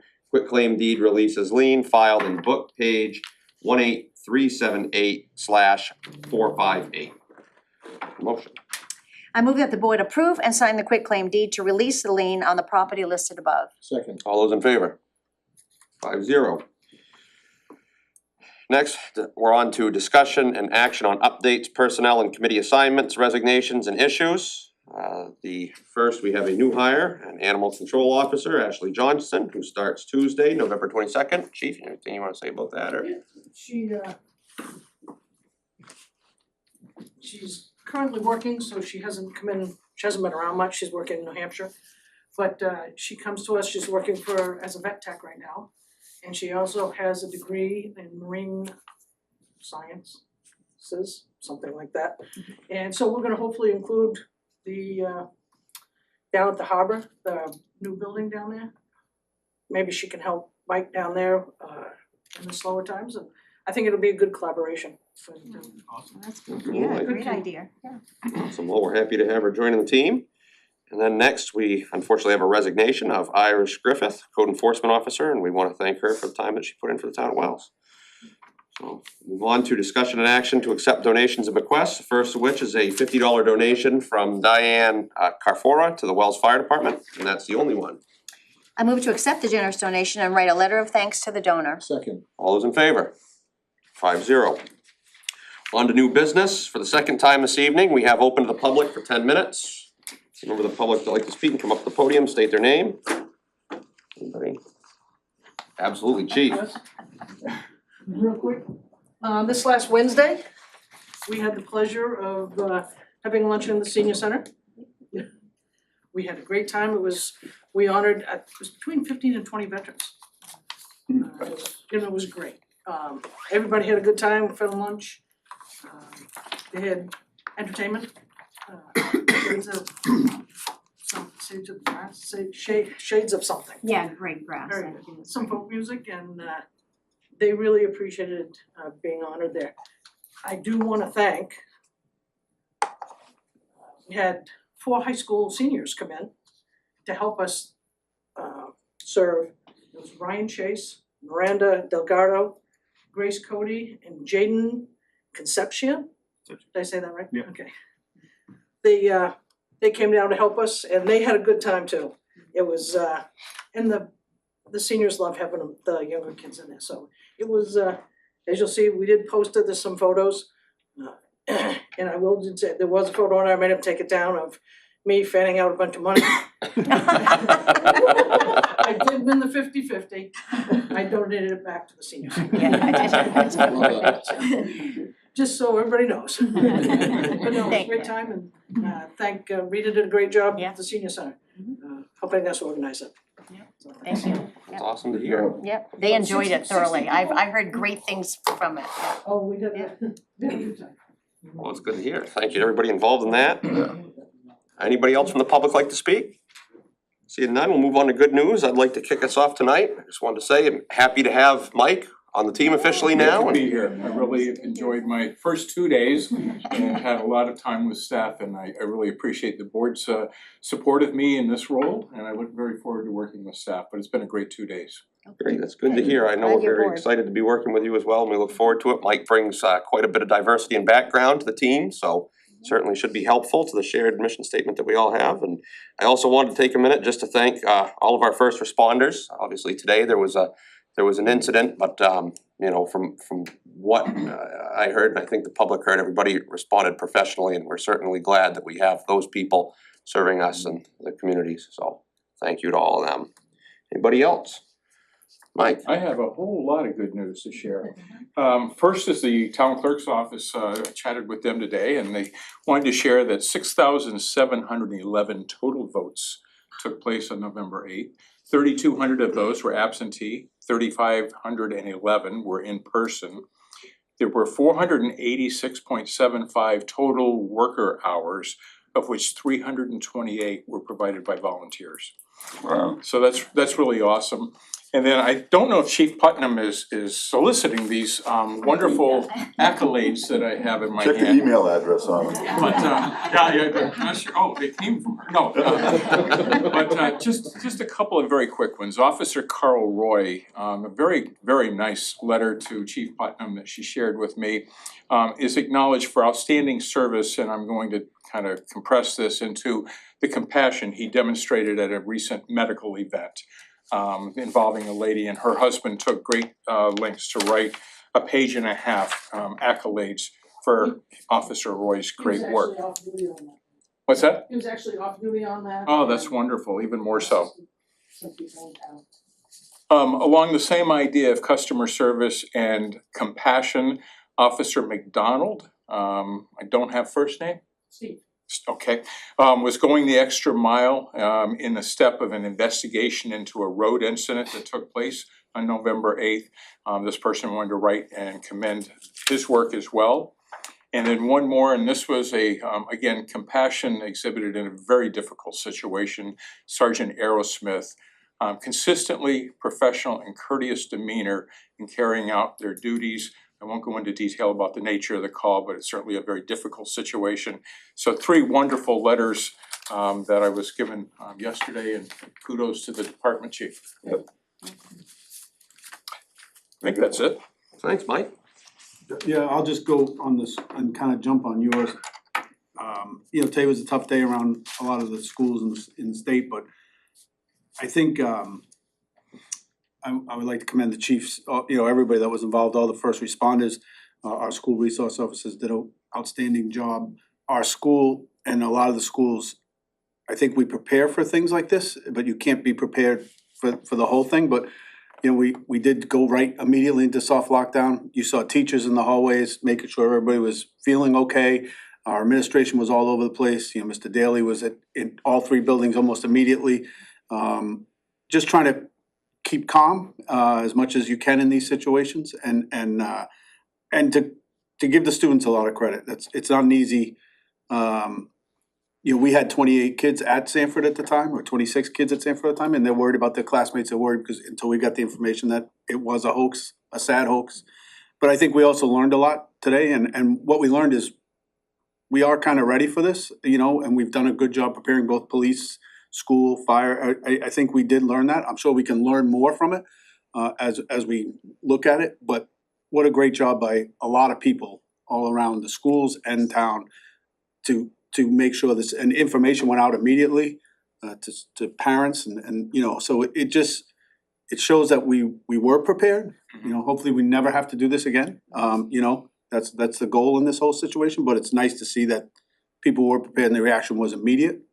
And I think everyone did a great job, and I just wanna thank everyone for their role in today, as much as it's tough for everyone. The kids were great, and as Joe knows, he called, I answered, no big deal, but I was up there this morning, and just seeing everybody work together, I know where I was, getting the kids out of school and things like that, and then just seeing how far people came. We had ATF agents coming from Boston. They got them quick, I can imagine, but you know, federal agents, county, state police, all the municipal police departments. I think they saw real quick how fast the response was. They said that, I was talking to the assistant principal towards the end, and he said that by the time they were just trying to get things done, the police were coming through the door. So then they couldn't believe how quick they got there. So it is, and it went well, organized, and again, the teachers were great, the kids were great. School bus systems, they used community action, York County community action buses, we used the whole Rama bus, we used every bus they could find. So it went well. Lessons learned, there will be some, but overall it was it went very well. One of the lessons that was easily taught today in some of the classes was social media is not a great tool to learn facts. The And, rumors Yeah, that were right. going out were. Right. and the kids learned it firsthand today, that Yep. that might not be a great tool to, and so it was a good lesson that way too, so. Yes. Lessons learned, kids. Thanks, Tom. Yes, well, thank you for the contribution, Tim. Anybody else? No. Seeing none, we'll move on to a workshop on registered marijuana dispensaries. So, Mike, why don't you give us a little briefing on what's going on and Sure. I put together a quick memo for the board, should have been in your packets from last week. But our conversation restarted. We've talked about medical marijuana several times in the past with the board. But recently Jodine went to a seminar, and some of the state regulations are being changed regarding medical marijuana dispensaries specifically. So to give a little background on it, back in 2010, the state passed statute that required towns to allow medical marijuana and some other facilities in the towns. And at that time, the town adopted ordinances to regulate that and allow it in certain zones. And we created certain definitions within the ordinance, and the specific definition that we've always relied on is a registered marijuana dispensary. Because that terminology and definition on the original 2010 statute was very specific. The state was gonna regulate it fairly intensely. They were only going to license and allow 8 or 10 of those type facilities within the entire state. So that definition was used at that time in coordination with the ordinances we created, knowing that that would limit that use in town at a certain level. And we do have one such registered marijuana dispensary that did come to town from a different community and is located on Route 1 and is always operated very professionally under that definition as a medical marijuana facility. But the state has announced that they are changing their regulations and they're going to be much more freely giving out that license as a registered marijuana dispensary. They basically used the terminology in the seminar Jodine went to, was that there would be no more limits on those licenses. So as opposed to 8 or 10 for the whole state, that's not gonna be a limit anymore. And I would expect, and we've got several phone calls that have come into the code office asking questions about where we can locate them. And so our expectation is that there's gonna be a lot more interest in town and a lot more of those facilities that wanna locate in the town. So knowing that is occurring, we wanted to bring it to the board and see if you want to visit redoing our ordinances regarding those. Because there was also a state statute change in 2018 that gave home rule back to the towns. In 2010, we were not allowed to have home rule over those facilities. In 2018, that changed, and the town can have full home rule over adult use or medical marijuana. Except for caregivers, but this is not Yes. what we're dealing with here, yeah. Now, Lee, are you familiar with the legal aspect of it, of what a dispensary actually has to go through for the state? I can't say that I am, but what I can tell you is, just picking up on what Mike has talked about, is that the requirements and the numbers that, first of all, the numbers were, I think, 8 and then they upped it to 10 or something like that. And then, but to get that license was much more rigorous. And exactly what Mike has said is that those criteria are going to be much easier. But also that after a certain date, that the department can't limit, and I'm reading from the definition here, cannot limit the number of registration certificates it issues to a person to operate a dispensary. So I think that the prevailing issue here is that registered dispensaries, and depending on how, as defined, and this is where the issue is, right? Is that the definition of registered dispensary in our ordinance is very much based on old definitions. It does not dovetail or match the current definition of registered dispensary. So that creates confusion. And the question is, if somebody comes today and says, hey, I'd like to have a registered dispensary, the definition is problematic because it, on the face of it, says, you know, it says what it says, and it talks about a nonprofit entity, which actually I'm gonna go out on a limb and say, and I know this is the case because we did some research, is that that nonprofit requirement used to be the case. That is no longer the case. So one could argue that if somebody comes in to the town and asks for a license, one could say, well, if you're not a nonprofit, you can't get it. That's one argument. But the definition in the town code also talks about the state definition as amended. So there's some discrepancies there. And I think this is an important opportunity to clarify whether, you know, what the town or what the board wants to do as far as, you know, as Mike mentioned, home rule is alive and well when it comes to these issues, whether, you know, there's a desire to not allow them anymore. I mean, obviously, ones that are here are legally non-conforming and they can continue, right? Whether you don't wanna allow them, whether you want to continue to allow them, and I think that's really just what we're trying to get some clarity on here is that as the first order of business, and then Mike, I'm not sure if there's anything else you wanna add to that. No, and that's, we just, recognize the state is changing what they're doing as far as licensing these facilities. And it definitely will impact us. I think in the past, we've always, stated that, that there is a limit at the state level. And our expectation zoning wise would see one or maybe two along Route 1 corridor.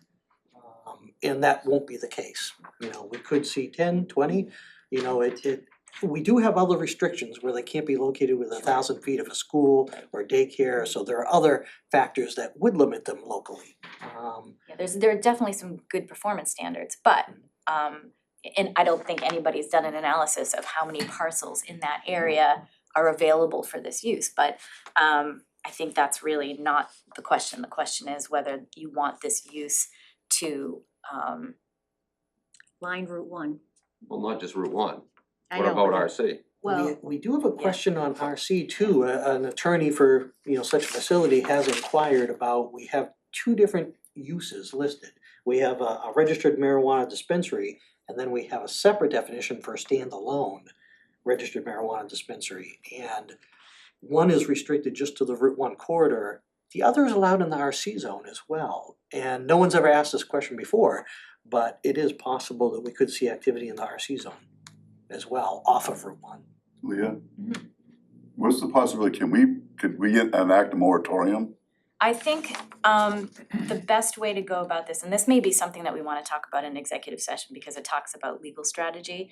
And if you wanna do that, I think I would recommend that we do so. I'm happy to. Yeah. Well, we can schedule that. Let's go ahead and I schedule. think we can do it tonight. You can do it now if you'd like. Oh, do it now? Yeah, because, we always notice executive sessions if they are freestanding, but here it's in the context of this discussion. So anybody who's interested in this discussion would be able to see us go into executive session. We don't have to separately notice it, so. Are we just talking, when this new thing, is this just on medicinal or is this on recreational too? There is no, as far as I know, there is no recreational adult use allowed. This is purely on medical. And the fact is that, as Mike said, now towns have the ability to regulate in this space. Home rule can absolutely say, we don't want this use. When you say there's no recreational in the state? No, In in all this of case. Alright, well, Yeah, we have not opted in, so to because speak. we couldn't, News to you. I was driving by some places I thought was pretty recreational looking to me. Yeah, no, there's, as I understand it, recreational, retail outlets, et cetera, we have not opted in the town of Wells for recreational adult use. and we were unable to have it not have be medical at the time, because you had to allow that. Well, there's certain things that continue to have to be allowed, where they're caregivers, but Oh, yeah. here we're not dealing with that. We're just dealing with these sort of larger dispensaries, which are retail storefronts essentially. It's a quick question, and I mean, it's sort of related to the same topic of conversation, but how many plants is somebody allowed to grow at their own house right now in the state of Maine? 6. 6. And that, there is no licensing for But that. there's also, you gotta remember, there's people that have permission to grow for medical use. Right. You have grow walks that sell to the medical Right, and facilities. But I'm just saying recreationally, somebody's neighbor could just be out growing it in their backyard right now with no licensing. So I think part of the big part of this conversation is there seems to be this concern there's gonna be an uptick in crime or an uptick in this or that, and I just, that's what I've seen in the past surrounding this, but I just wanted to have that as part of the conversation, that if somebody wants to grow marijuana in their backyard, they can grow marijuana in their backyard. To a limited, Yeah, limited amount, I do. Yeah, 6 plants, and I don't know anything about how much 6 plants yields and all that. I I mean, don't know either, but yeah. it just, there is a restriction, I just. Yeah. And also, it's very complicated, it's how many adults are in the house, and and there is a marijuana guru. And I don't know if you would like to speak to that person, I can try to get them to come down. that's who we call. It's like marijuana hub. So if we have a question, we call. Is it through the Office of Marijuana Policy? Yeah. Yeah, I mean, they're pretty informative and they're very helpful because it is, and they know it's convoluted. That's why they Yes. gave them, they have 800 of them. And I believe that's who hosted the seminar that Jodine went to. And they do have some workshops on it too. Mhm. Some really good workshops. Yep, there's a workshop coming right up. I'll say there's one coming up. And I think MMA offers them as well. Yeah. But I think for the purposes of this workshop, we're trying to get a temperature of whether or not you'd like to see some revisions, and it's within the sphere of these medical dispensaries. Do you wanna go into the executive session now and discuss legal and? I would. Yeah, Yeah, yes, all right, well, do we have a definitely. motion to do that? I make a motion that we go into executive session to discuss some legalities of registered marijuana dispensaries. Second. All those in favor? 5-0. And we're in. We'll be right back. Yes, please.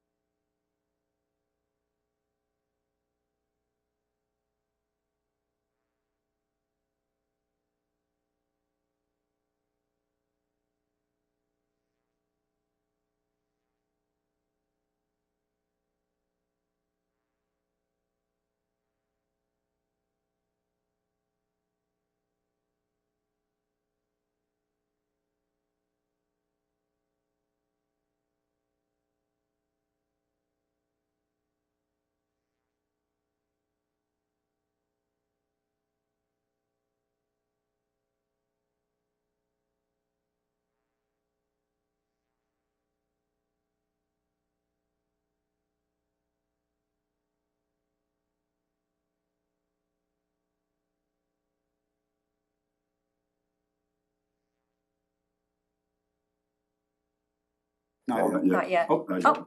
I make a motion that we come out of executive session. Second. All those in favor? 5-0. No action taken, right? No action taken. Moving on.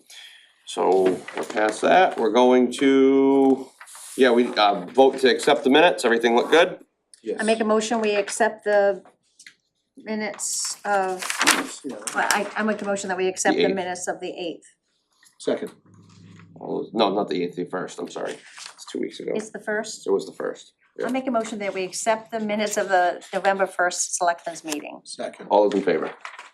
5-0, thank you. And next on adjournment, we have motion. I make a motion, we adjourn. Second. All those in favor? 5-0. Great, Pass the warrant down. absolutely. Yeah, wait, I don't have anything caught up here, no. Oh, you can sign it, Scotty.